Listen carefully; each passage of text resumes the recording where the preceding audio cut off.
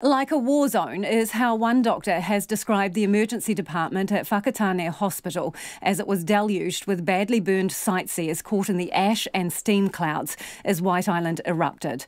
Dr. John Bonning is the president of the Australasian College for Emergency Medicine, and he was also called back into Waikato Hospital to help treat seriously injured people who transferred to his hospital and other hospitals around the country. Dr. Bonning says many of those patients had suffered lung injuries from inhaling ash, as well as significant burns. Burns are really challenging because you can get people that look badly burnt, but might even be talking to you initially. But then you know that it's just going to be such a hard road for them in the coming weeks and months, because they're really quite significant injuries to your outside of your skin, and anything more than 20% is in some ways anything more than 10% is really quite significant, particularly at the full thickness. But then there's the internal injuries, in particular inhalational injury, where you've breathed in the whatever hot air or substance or ash or chemicals, and it's caused injury to your windpipe and lungs. And of course that's going to make the lung injury very, very difficult, and what a critical organ your lungs are in terms of breathing. So they represent challenges. What about the volume of patients? And obviously you would have been in contact with your colleagues at Whakaari Hospital, a regional hospital. What kind of volume of people were they seeing, and what kind of pressure? Indeed. Well, Whakaari is a small regional hospital with fairly limited staffing. It's one of the smallest emergency departments in the country, and they've had a few major incidents in their time, bus crashes and the like. But this threatened to overwhelm them. I think they got nearly 30 patients in varying degrees of criticality from helicopters. Apparently it was a bit like a war zone with helicopters buzzing around in the air. People had gone out to pick up the injured, but they rallied staff, had some staff, I believe, came from Tauranga, and coped remarkably well. And it was explicitly said by my colleagues here in Waikato how good a job this fairly small regional hospital had done resuscitating, intubating, putting on ventilators, and having them sent for the definitive care at a variety of hospitals around the country. So you mentioned about 30 patients there. Can you put that in perspective for me? I mean, would there be any other critical incidents where you would expect to get that volume of patients so seriously injured? Have you seen anything like that in your career? Well, I draw comparisons, obviously, with the Christchurch terror attack in terms of sheer volume and immediacy of them. There are similarities and differences, of course, and the inflicted nature of the terror attack made that particularly horrifying. There was a little bit more spread of patients, given that they were coming from such a distance. Myself, we had the Tamahiri gas explosion. I forget the year. I think 2008, 2009 or so, where we had 8 people. That's the Coolpack explosion, do you mean? That's correct, yes. Yeah. Yes, I was involved with that. So that's the closest I've come. But this was really significant. And then obviously the patients were stabilised. A lot of them in Whakaari. A lot of them did fly directly to various other places. We got some patients directly by helicopter as well, but then they've been spread around the country to look after their fairly significant injuries. Do we have, the expertise and capacity to cope with this? As you've mentioned, I mean, obviously some went to Waikato, some went to Middlemore, and others to the Wellington area. In terms of them being burns injuries and the intensity of treatment that requires, do we have the capacity? Well, we do. We have some very, very skilled plastic surgeons around the country. Christchurch, I think, have taken some as well. They are very, very busy, the surgeons, and we've spread. I couldn't tell you the totality of the injured people, and it's stretching resources. But certainly, in terms of their initial resuscitation and management, we have coped, I believe, as a country, pretty well. There'll always be, things that you look back and think could have been done better. But in the ongoing treatment, skin grafting and what have you, we use cultured skin to help cover these patients with full thickness burns, and that resource may well be stretched to its limit and beyond. Explain that to me in a little more detail. So the skin can be grown in a laboratory that assists with skin grafting. Obviously, it's usually better to use person's own skin, but nowadays you can use skin that has been cultured from cells in a laboratory to use as a temporary or more permanent. And there's a certain amount around in the country. You'd need to speak to one of the plastic surgeons to get a more accurate picture of that.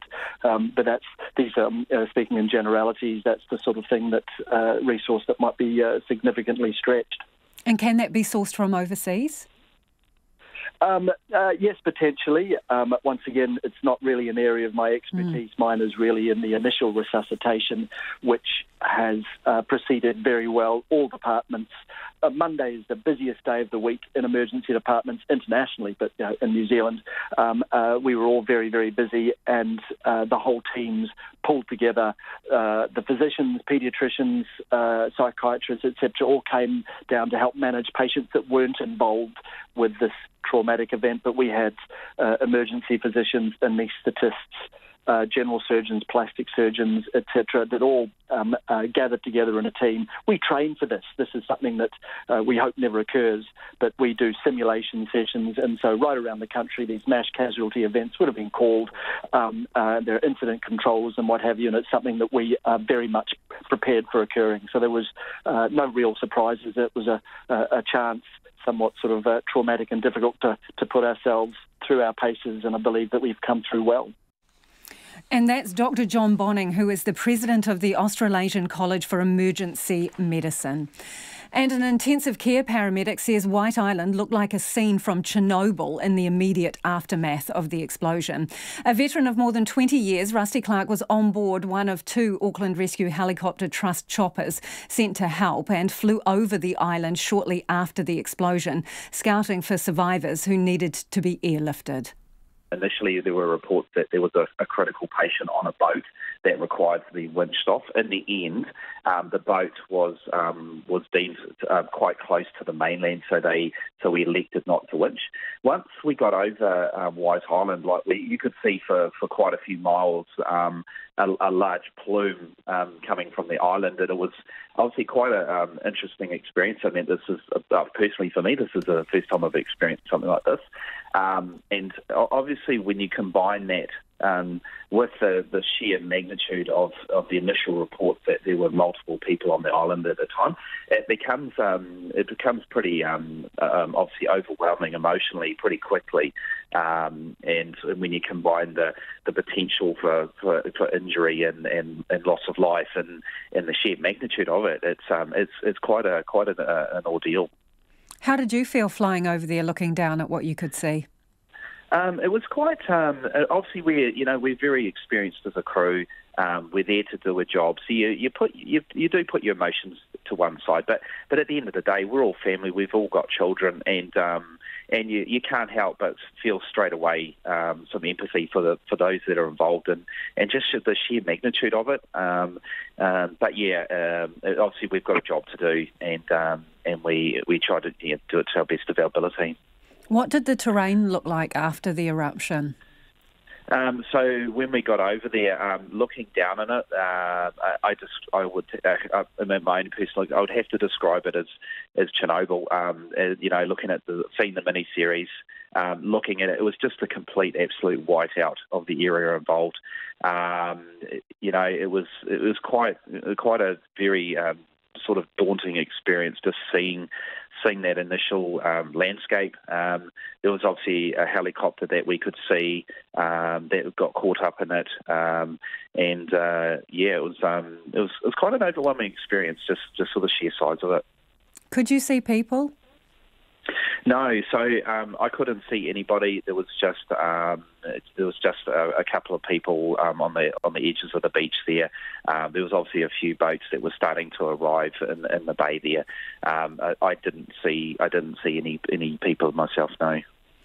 So you headed back into Whakatane, and were you Yep. involved in treating people who were coming off the boats? Once it was deemed at the time that that they were satisfied initially that that we got all the people off that we could, then we basically went back to Whakatane, and then we liaised with the incident controller, and then that comes the next phase, which is a big part in itself, is treating and transporting the number of casualties that there was, and there was a few critical patients, to the respective tertiary hospitals that was obviously deemed appropriate at the time. What can you tell us about the kind of injuries that you saw?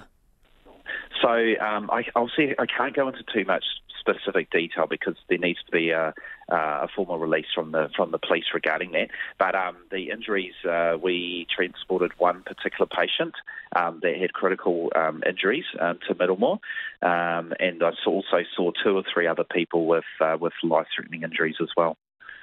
Are you talking burns mainly, Rusty? Yeah, there was. I can't elaborate on the extent, but there certainly were some burns involved. Yes.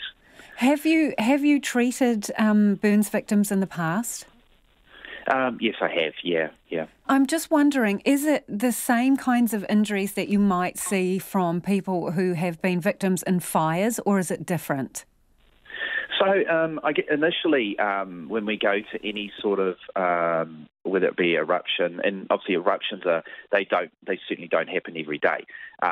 So things like we would expect to see or look for things like blast injuries, inhalation injuries, burns, traumatic injuries. So there's a whole raft of things that we prepare for, yeah.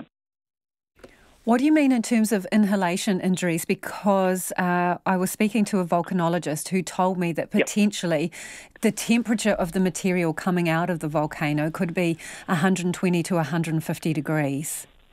Sure. So any environment where there is external factors, like whether it be as you can probably elaborate with the volcanologist, any sort of exceeding temperatures like breathing in dust particles, we could expect to find burns of the airways in the mouth, the lungs, and anything like that.